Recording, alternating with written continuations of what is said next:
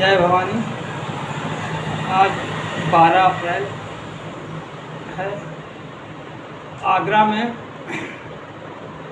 राणा सांगा जयंती आज मनाई जाएगी। देश भर से 10 लाख क्षत्रिय वहाँ एकत्र होंगे। सारे क्षत्रिय नेता होंगे वहाँ पर और चिंतन मनन होगा राणा सांगा के अपमान पर। आगे की क्या रणनीति नेताओं की, उस विषय पर चर्चा क्या निर्णय आगे के लिए क्या रणनीति रहेगी, वो सब कुछ आज तय होगा। और विशेषकर उन नेताओं जैसे कांग्रेस के, सपा के या अन्य पार्टियों के जो क्षत्रिय नेता हैं, जो मुंह में दही जमाए बैठे हैं, जिन्होंने कोई भी स्टेटमेंट नहीं दिया पार्टी के दबाव में या कोई भी उनका कारण रहा हो, वो कोई भी फैसला लेने में असमर्थ रहे। मौके पे वो कोई भी नहीं बोला, अपमान सहते रहे।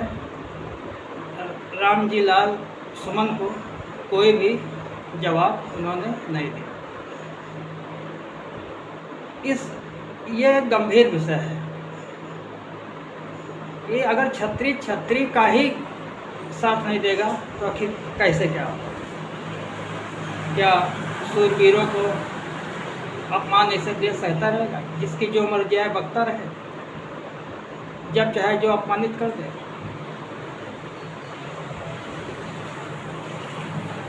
ऐसे नेताओं का पहली बात तो क्षत्रियों का समर्थन नहीं होना चाहिए। वो भी बाबर सांगा की ही क्या औलाद है? बाबर की औलादें हैं क्या वो?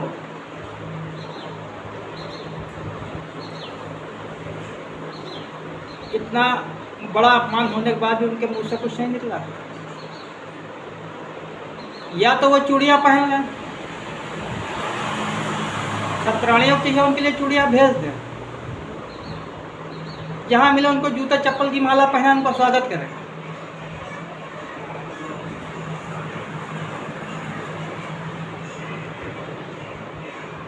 सीट के लिए गुलाम बन गए।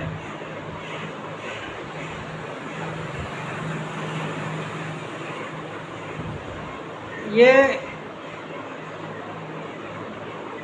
बड़ी दुखद बात है कि इतना बड़ा अपमान के बाद भी क्षत्रिय अपने मुंह में दही जमाए।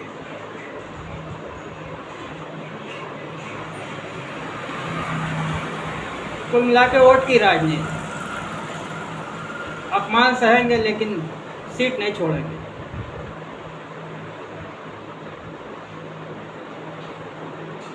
जैसे कि अनुराग भदौरिया सपा के जलील हो रहे हैं, गाली खा रहे हैं, लेकिन नहीं,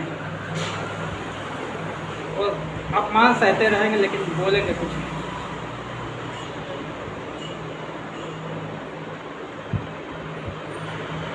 और दूसरी तरफ योगी जी प्रदेश के मुखिया हैं, मुख्यमंत्री हैं। उन्होंने भी सुरक्षा व्यवस्था बड़ी अच्छी की है।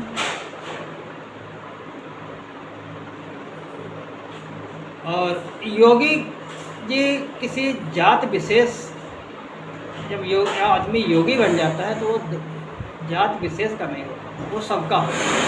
और वो सुरक्षा करते भी हैं, करनी भी चाहिए, धर्मनीति है यही कहती है।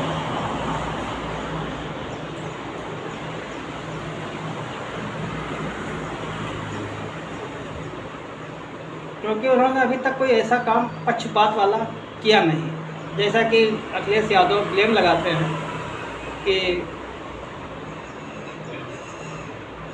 उनकी करणी सेना उनके सह पे ये सब कर रही। अगर वो सह पे करते तो लाठीचार्ज क्यों होता? इसके पहले जो प्रदर्शन हुआ था उस पर लाठीचार्ज क्यों? योगी जी तो सुरक्षा करेंगे ही करेंगे। पूर्णतया वो रामजी लाल सुमन को सुरक्षा प्रदान कर रहे हैं। पहले तो सुरक्षा भी बढ़ाई गई है।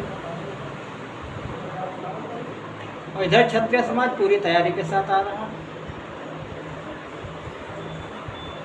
दूसरी तरफ भाई अब वो जो सपा वाले ताल ठोक रहे थे कि हाँ तो आज भाई रण सजा है, आओ आजमाओ अपनी ताकत को। जो रंगबाज थे वो भी आए, निपटे, किसमें कितना दम है। ये एक शासन प्रशासन के लिए धर्म संकट की घड़ी है।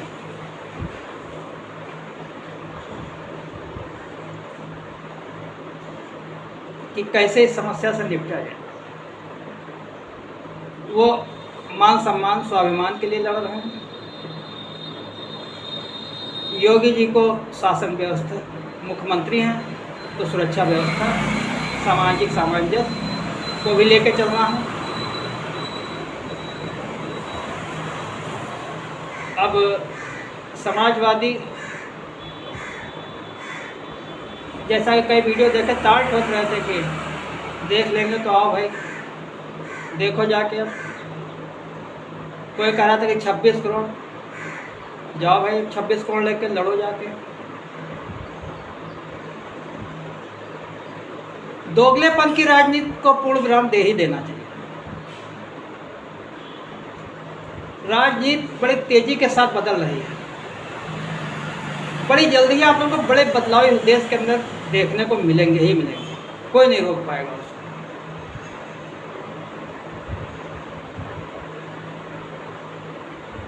क्षत्रिय नेता, जो विपक्ष के क्षत्रिय नेता हैं, उनकी भी लुटिया डूबे जाएगी। जब आप अपने जात बिरादरी के लिए नहीं बोलेंगे तो आप किसके लिए बोलेंगे? क्षत्रिय कब तक अपना अपमान सहता रहे? कब तक वो आप उसके महापुरुषों को, पूर्वजों को कलंकित करते रहेंगे, अपमानित करते रहेंगे? ये आन बान शान की लड़ाई है और ठाकुर शान से लड़ेगा भी। इसको योद्धा, क्षत्रिय योद्धा परिणामों के बारे में नहीं सोचता, अधर्म के खिलाफ लड़ता है। ये अधर्म हुआ है,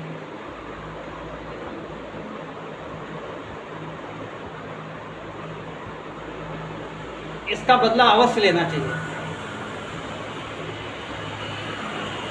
रामजी लाल सुमन एक मोहरा है, उन्होंने अखिलेश यादव के कहने पर ऐसा किया। अखिलेश यादव उनका तुरंत इस्तीफा दिलाएं और अखिलेश यादव माफ़ी मांगे। बात सिर्फ इतनी ही है। ये राजनीतिक रूप से इस बात को बढ़ाया जा रहा है और ना ही भाजपा के शीर्ष नेता मोदी और अमित शाह ने दो शब्द बोले। पूरे देश में प्रदर्शन हो रहा है लेकिन उनको 5 मिनट उन्होंने इस पर कोई बात नहीं बोली। और सबसे बड़ी बात, एक चीज़ बड़ी संशय पैदा करती है कि राम गोपाल ने एक पर्ची सौंपी अमित शाह को, उसके बाद से ही ये सारा ड्रामा हुआ है। वैसे ही महाभारत में एक चीज़ हमने देखी कि चक्रव्यूह हमेशा अपने ही अपनों के लिए बनाते हैं।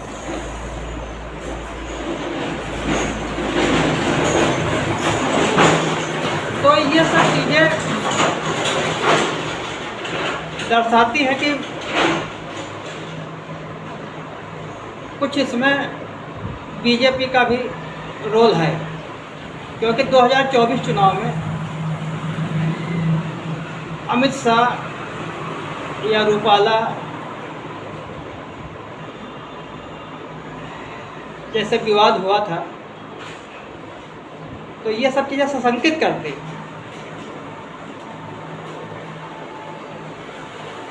कि आखिर ये सब क्या चल रहा है। आम जनमानस को भी कष्ट हो रहा है, क्षत्रिय अपमानित भी हो रहा है। आखिर ये स्थितियाँ बनी क्यों?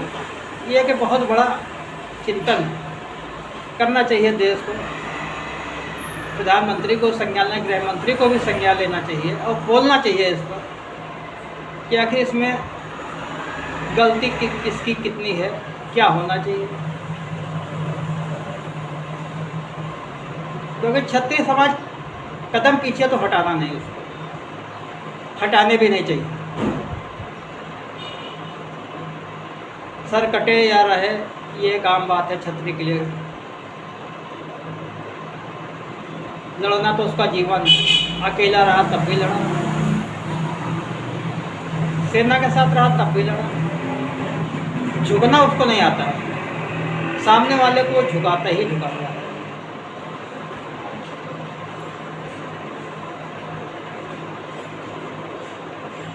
जिनकी भी तमन्ना हो वो आए, लड़े आके।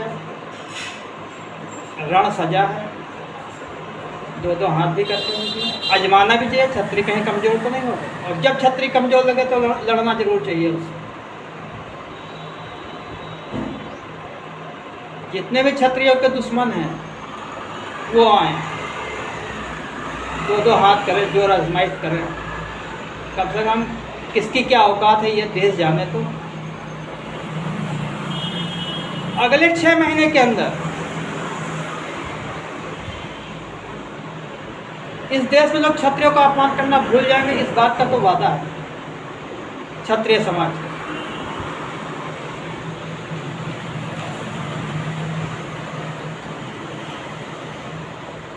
इस चीज़ को जहाँ की तहाँ ही अब ये रुकेगी, अब आगे ये नहीं बढ़ेगी। परिणाम चाहे जो आए, फैसला होके रहेगा। जय भवानी, जय राजपूताना।